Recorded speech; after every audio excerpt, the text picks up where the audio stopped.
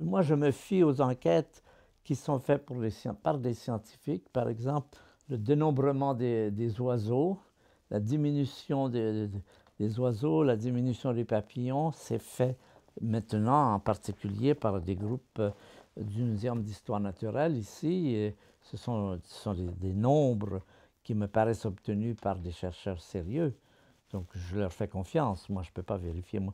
Sauf que je peux vérifier qu'il y a moins de papillons, mais ça, ce serait, on pourrait dire, anecdotique. Une personne à un endroit. Il faut des données sur l'ensemble du territoire et moyenner. Et là, quand on regarde les relevés qui sont faits des oiseaux migrateurs, des insectes, on voit très bien que ce n'est pas simplement une mode, ce sont des chiffres quantifiables. C'est ça qui est fondamental aujourd'hui, c'est que la science doit intervenir parce que ce n'est qu'à partir des données obtenues par une science quantitative faite par des gens fiables que l'on peut avancer. Et ça, c'est peut-être un aspect positif de toute cette crise, c'est le retour de ce qu'on peut appeler les sciences pluridisciplinaires. Aujourd'hui, par exemple, si on regarde l'évolution de la botanique pratiquement disparue maintenant. Si vous voulez faire un doctorat en botanique, vous n'avez aucune chance dans une université. Si vous voulez faire un doctorat sur un virus bien spécial et le genre de substance qu'il émet, c'est-à-dire une science très pointue. Mais c'est une science pointue qui ne peut pas, telle qu'elle, aborder des problèmes comme le problème de la biodiversité, parce qu'elle est trop pointue, justement, il y a trop d'éléments différents qui sont impliqués.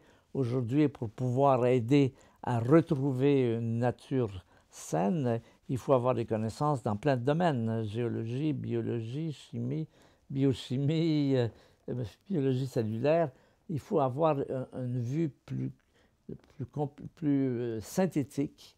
Et la science s'est dirigée de plus en plus dans les décennies passées vers, au contraire, des sujets très pointus, qui sont importants, qui sont très importants, bien sûr. Mais on a pour cela délaissé les synthèses, les visions plus intégrantes, parce qu'on est dans un problème totalement intégrant la nature, si on peut dire. Et c'est en ce sens-là que je trouve que j'espère, et on me confirme à beaucoup d'endroits, qu'il y a un retour vers ces sciences dites de terrain et non pas des sciences de laboratoire au bout d'un microscope très, très efficace. Comme ceux qui font des fouilles archéologiques, c'est pareil. Il faut qu'ils sachent tout sur retrouver les petits ossements d'ours ou de pollen, ou toutes ces sciences qui demandent une intégration d'énormément de données pour avoir une image concrète et surtout une image sur laquelle on peut être utile et travailler à restaurer tout ce qui est de l'ordre de la restauration de ce qu'on a beaucoup saccagé. Ça demande toujours des connaissances.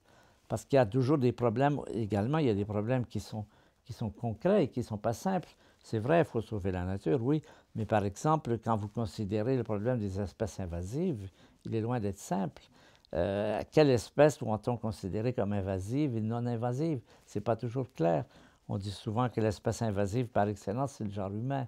Et c'est vrai. Mais en même temps, on se dit, par exemple, je me souviens, j'étais récemment aux îles Galapagos, où il y avait la question des chèvres. Les chèvres dans les îles, elles font de ces ravages absolument, elles bouffent tout. Et puis l'idée, c'était, les gens protestaient parce qu'on tuait les chèvres. Alors les biologistes disaient, alors dites-nous quoi faire. Est-ce qu'on sauve les chèvres et on laisse périr les espèces endémiques? Oui, on est pris devant des problèmes et quelquefois même l'essai de guérir un problème comme celui-là en pose d'autres. C'est le cas des lapins en Australie, la myxomatose et tout ça. C'est tout, dans le concret, c'est très souvent des décisions très difficiles et très pointues et qui ne peuvent être prises que par des gens qui ont vraiment une connaissance globale de tous les effets à long terme. Et ça pose aussi cela pour tout ce qui s'appelle la bio-ingénierie, toutes ces grandes solutions qui ont été présentées, capturer le gaz carbonique, le liquéfier, le mettre dans les puits. Oui, mais êtes-vous sûr que les puits sont étanches, qu'ils ne vont pas vous revenir par ailleurs? Augmenter la capacité de l'océan à absorber du gaz carbonique. Alors comment? Eh bien, il y a une méthode qui était, on va créer une plus forte densité de ces micro-organismes.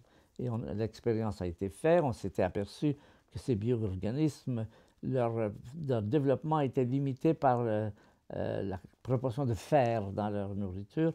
Donc on a dit, on va jeter du fer partout, on va accroître la quantité d'organismes, et puis ils vont absorber de plus en plus de gaz carbonique. Et puis heureusement, on a fait l'expérience dans un petit territoire où on a jeté de cette poudre de fer. Ça a effectivement accru beaucoup la quantité de biocellules, de bio-organismes, mais en même temps, ces biocellules émettaient des quantités de substances toxiques qui font qu'on s'est dit non, là, c'est toujours l'idée de quand vous faites un changement majeur, une bio-ingénierie, comment s'assurer que les effets secondaires négatifs ne seront pas beaucoup plus graves que ceux que vous voulez sauver. Ça, ce sont des problèmes très délicats et là aussi, ça demandera des décisions très difficiles.